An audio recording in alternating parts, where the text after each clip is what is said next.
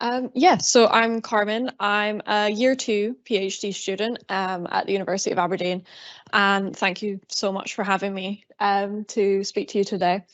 And I'm going to talk through some work that I've done with some survey data, looking at the well-being of unpaid carers who are over the age of 50.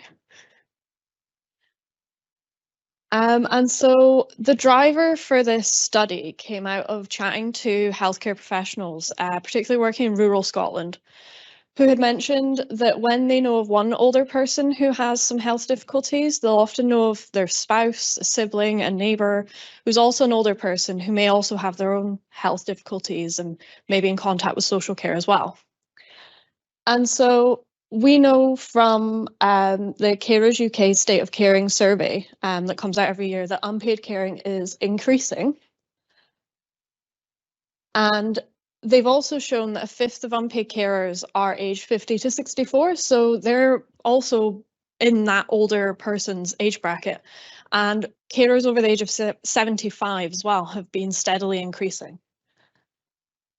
And unpaid caregiving can lead to poorer health. So if you have an older person who's an unpaid caregiver, they have those health risks of being older, but also the health risks of being an unpaid carer.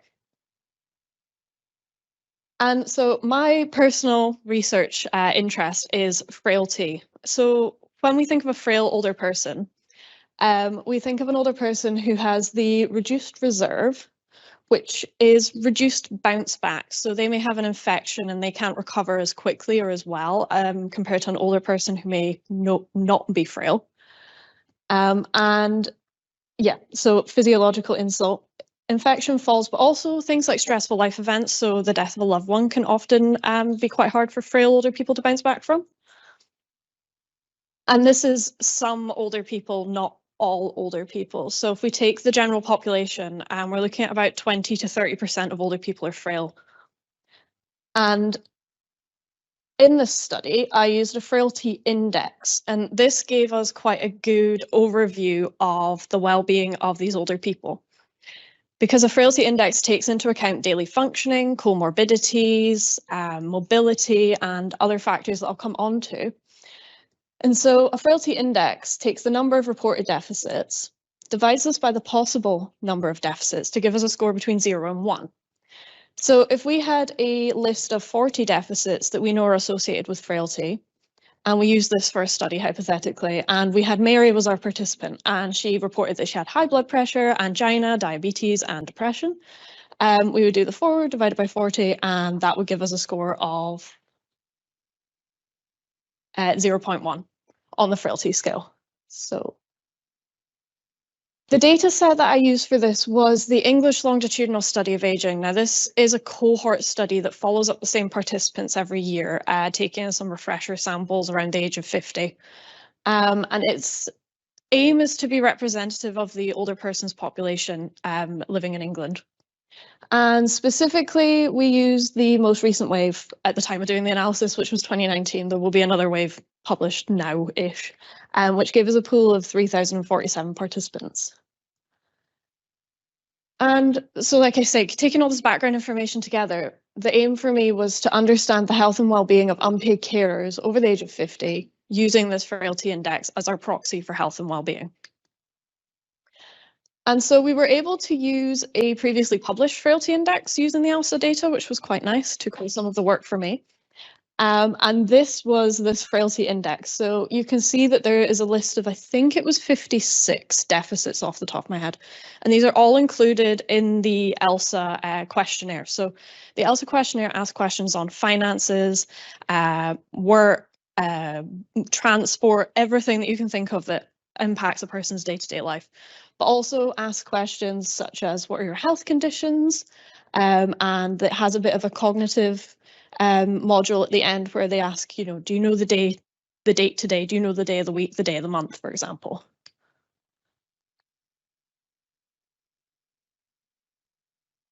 Click.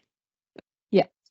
So taking the frailty index, and then we had to identify our carers from our non-carers. And so we did this there was a question that literally asked, have you cared for a person in the past week? And taking the financial module, We were also able to include some extra participants who reported that they received carers allowance, which was quite nice. So that took into account things like respite care, for example, if you hadn't cared in the last week, but you were a regular carer. And so overall, we identified 351 carers in our data set with 2,675 non-carers and 21 excluded due to just a lot of missing data. And generally, they were new participants to the study, so they weren't asked all of the questions. So our carers in general were younger, as we'd expect. If you're looking after another person, you were generally going to be the younger person in the couple, for example. They were also more likely to be married or cohabit with their spouse. And they were slightly more female, and they were slightly more white. And they also had a slightly lower household median income. But it's important to stress, apart from age and marriage, none of these others were statistically significant.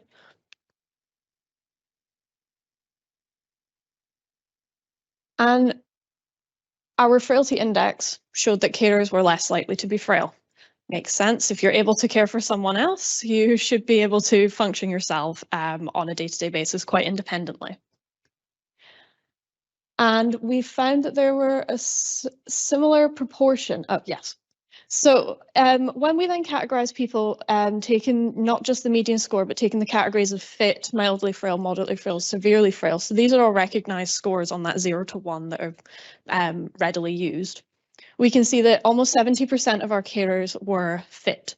However, if we go up to that slightly more frail end, so taking the orange bar, the severely frail, the proportions between the carers and the non-carers were getting slightly more similar, which was a bit interesting to us. As we would expect, severely frail individuals maybe aren't necessarily able to care for another person. And so in discussions with my supervisor, who's a clinician, we thought that this might be because they have some comorbidities that are otherwise well managed. So they may have things like arthritis, depression, high blood pressure, and these may be artificially scoring them higher. So it may actually be an issue with the frailty index in itself and not actually their daily functioning.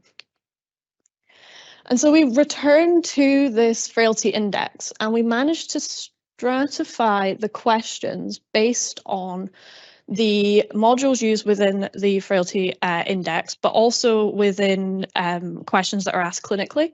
So these came up as mobility, instrumental activities of daily. So these are questions that are instrumental to you living an independent life. So being able to go to the bathroom by yourself, being able to get out of bed. And then activities of daily living are slightly more complex tasks, such as going for shopping for groceries on your own, for example. And then we had our comorbidities, which were quite an obvious list. Now, we haven't included all of the questions in these groups, but like I say, these were either predefined by ELSA or are used clinically. So the instrumental activities of daily living are used by clinicians for different things. And so when we did this, and I realized there was an error on this slide yesterday when I went to look at it, so I'm really annoyed. So we're missing some bars at the non-frail end, so just ignore that. But when we managed to stratify and compare our carers and non-carers of equivalent frailty and take the binary of whether they had reported one or more difficulties on these different domains of the frailty index, we managed to see that there were actually some differences when you looked at carers and non-carers of this equivalent frailty group. So for an example, I know this is quite a busy bar graph, but for an example, if we take our mildly frail mobility, which is the grey bar, and we look at our carers, almost 95, nearly 100% of them reported that they had one or more difficulties with those mobility questions. Whereas only around 55% of our non-carers reported the same thing. And so although they may have equivalent frailty, their daily functioning can be quite different underlying this. And this was a pattern that was seen in non-frail and mildly frail and got less so at those upper ends of frailty. And so to confirm this, we also ran a binary logistic regression. So initially we adjusted for age, sex and ethnicity that you can see in the blue. And we didn't see a difference on the odds whether a carer would report on this compared to a non-carer. However, then when we added that addition of frailty group, the odds of a carer reporting on each of these domains on the binary actually increased quite significantly. And so although they may be of equivalent frailty group, their underlying functioning and potentially even number of comorbidities was actually quite significantly increased. And just some takeaway kind of discussion points. Our unpaid carers were younger and less frail, so this is something that we would expect.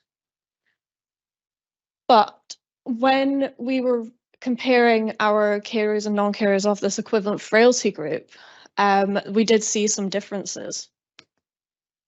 And it couldn't be accounted for by these age, sex, and ethnicity differences that I mentioned at the beginning.